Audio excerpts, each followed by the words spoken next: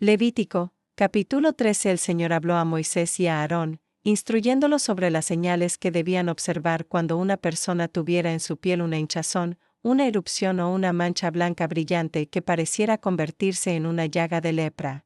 Entonces debía ser llevada ante Aarón, el sacerdote, o ante alguno de sus hijos que fueran sacerdotes.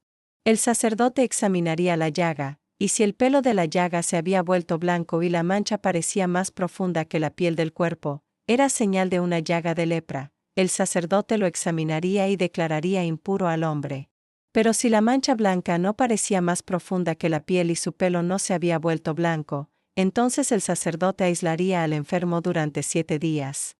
Al séptimo día, el sacerdote lo examinaría de nuevo, y si la llaga no había cambiado ni se había extendido, lo mantendría aislado otros 7 días más.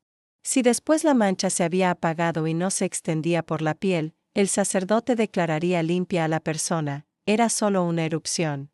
Lavaría sus vestidos y quedaría pura. Pero si, después de haberse mostrado al sacerdote, la erupción se extendía por la piel, debía volver a ser presentado, y si el sacerdote veía que la mancha se había extendido, lo declararía impuro, era lepra. Si la llaga se había extendido por toda la piel, de la cabeza a los pies, de manera que todo el cuerpo estaba cubierto de blanco, el sacerdote lo examinaría, y si todo estaba cubierto y se veía blanco, declararía pura a la persona, porque al volverse toda blanca la carne indicaba que el mal había llegado a su límite y no había corrupción viva en su interior. Pero si aparecía en ella carne viva, sería señal de impureza, y mientras esa carne viva permaneciera visible, el hombre era impuro. Sin embargo, si esa carne viva volvía a tornarse blanca, debía presentarse otra vez al sacerdote, y el sacerdote lo examinaría y lo declararía puro. También, si alguien tenía una llaga y ésta sanaba, pero en el lugar de la llaga aparecía una inflamación blanca o una mancha brillante tirando a rojiza, debía presentarse al sacerdote. Si, al examinarla, el sacerdote veía que parecía más profunda que la piel y que su pelo se había vuelto blanco, era lepra que brotó en la cicatriz, el sacerdote lo declararía impuro. Pero si al examinarla veía que no había pelo blanco ni parecía más profunda que la piel, sino que se había apagado, lo aislaría por 7 días. Si después se extendía por la piel, lo declararía impuro. Si permanecía sin extenderse, era solo una inflamación, y el sacerdote lo declararía puro. Si un hombre tenía una quemadura de fuego en la piel, y en el lugar de la quemadura aparecía una mancha blanquecina o rojiza, el sacerdote la examinaría. Si la mancha parecía más profunda que la piel y el pelo se había vuelto blanco, era lepra que brotó en la quemadura, el sacerdote lo declararía impuro. Pero si el sacerdote veía que no había pelo blanco en la mancha, ni estaba más profunda que la piel, sino que se había apagado, lo aislaría 7 días. Si se extendía por la piel, era impura, pero si permanecía igual y no se extendía, era una cicatriz de la quemadura, y el sacerdote lo declararía puro. Si un hombre o una mujer tenían una llaga en la cabeza o en la barba, el sacerdote debía examinarla. Si parecía más profunda que la piel y tenía un pelo amarillo y delgado, el sacerdote lo declararía impuro, era tiña, lepra de la cabeza o de la barba. Pero si el sacerdote veía que la llaga no era más profunda que la piel y que no había en ella pelo amarillo, lo aislaría 7 días. Si la llaga no se extendía y no aparecía en ella pelo amarillo, debía ser afeitado alrededor, sin tocar el lugar de la llaga, y mantenerse otros 7 días aislado. Al séptimo día, el sacerdote volvería a examinarlo. Si la llaga no se había extendido, lo declararía puro, y lavaría sus vestidos. Pero si después la tiña se extendía, sin que el sacerdote tuviera que buscar más señales, era impuro. En cambio, si el sacerdote veía que la tiña no crecía y que aparecía pelo negro, la llaga había sanado y el sacerdote lo declararía puro.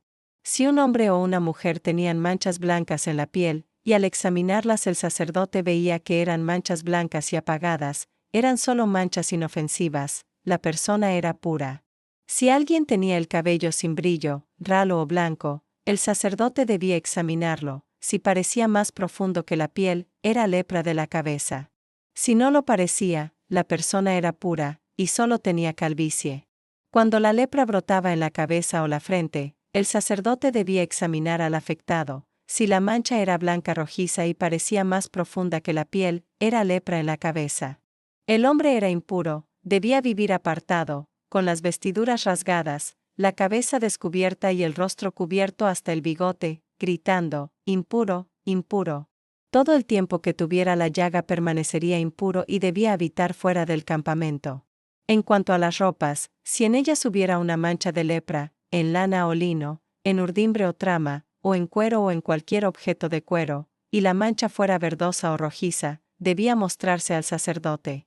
Este examinaría la mancha y la mantendría aislada 7 días. Si, al 7º día, veía que la mancha se había extendido en la prenda o en el cuero, era lepra corrosiva, debía quemarse, sea en urdimbre, trama o cuero. Pero si no se extendía, el sacerdote ordenaría que se lavara, y después de lavar, si la mancha no cambiaba de color ni desaparecía, debía ser quemada igualmente, pues era corrosiva. Si después de lavar la mancha se apagaba, debía cortar la parte afectada, y si reaparecía, debía ser quemada, pero si no lo hacía, la prenda sería pura tras lavarla de nuevo. Así concluyeron las instrucciones para distinguir entre lo impuro y lo puro en lo referente a las manchas de lepra en la piel humana, en las ropas o en los objetos de cuero. Reflection. El capítulo 13 de Levítico se adentra en uno de los aspectos más minuciosos de la ley mosaica, la pureza corporal y ritual. A través de estas detalladas instrucciones sobre la lepra, que en la Biblia no solo designa una enfermedad física, sino un símbolo de corrupción o impureza espiritual, se revela la preocupación divina por la santidad del pueblo y por su preservación tanto física como moral. El sacerdote, figura central en este proceso, no es un médico, sino un mediador entre la vida y la pureza del pueblo y la santidad de Dios. Su tarea no era curar, sino discernir, declarar lo que estaba limpio o impuro. Esta distinción es clave, pues en el corazón de la ley está el llamado a la separación. Lo santo debe mantenerse apartado de lo contaminado, lo puro de lo impuro, lo saludable de lo corrupto. La lepra, con su progresión lenta y su poder de desfigurar, se convierte en una imagen poderosa del pecado, algo que comienza pequeño, casi imperceptible, pero que si no se trata, termina extendiéndose y corrompiendo todo. La necesidad de aislamiento del leproso no solo tenía un fin sanitario, sino también espiritual, representaba la distancia que el pecado impone entre el hombre y Dios, entre el impuro y la comunidad de los justos. Sin embargo, el texto también muestra esperanza. La pureza puede ser restaurada, la mancha puede volverse blanca, el sacerdote puede declarar limpia a la persona. No hay condena perpetua, sino discernimiento y posibilidad de renovación. Cada detalle, la inspección, el tiempo de espera, el lavado, la observación paciente enseña que la santidad requiere atención y cuidado. No se trata de castigo, sino de protección, proteger al individuo, a la comunidad y al espacio sagrado de la contaminación espiritual. En el lenguaje del alma, podríamos decir que Levítico 13 nos invita a examinar nuestras propias manchas, esas zonas donde la luz no llega del todo. Nos enseña a discernir lo que debe ser purificado antes de que se extienda, nos recuerda que la pureza, en su sentido más alto, no es una condición externa, sino una disposición interior, la de estar íntegramente orientados hacia Dios, fuente de toda salud y vida. Si te ha gustado el contenido, suscríbete, es gratis y haz clic en el pulgar hacia arriba. Comparte este video con tus amistades y contactos, me ayudas a crecer. Muchas gracias.